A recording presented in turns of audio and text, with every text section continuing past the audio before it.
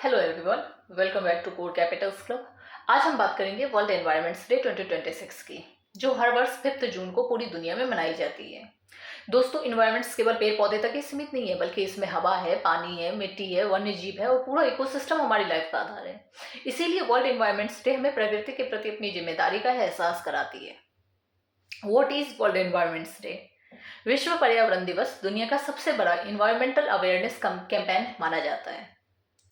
इसकी शुरुआत 1972 में Stockholm conference on human environments के बाद हुई थी। पहला वर्ल्ड एनवायरनमेंट्स डे 5 जून 1973 को मनाया गया था। इसका आयोजन United Nation Environments Programmes UNEP द्वारा किया जाता है।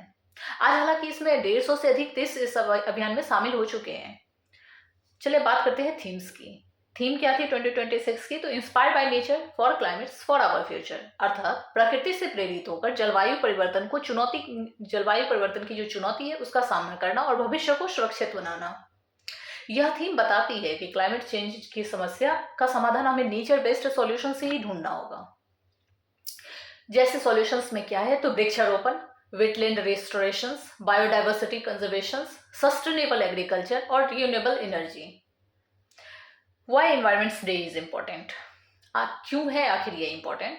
तो आज पूरी दुनिया कई इन्वायरमेंटल चैलेंजेस का सामना कर रही है। उस चैलेंज में क्या क्या है? तो climate change, air pollution, water scarcity, deforestation, plastics का पॉल्यूशन, ये सभी है इसमें।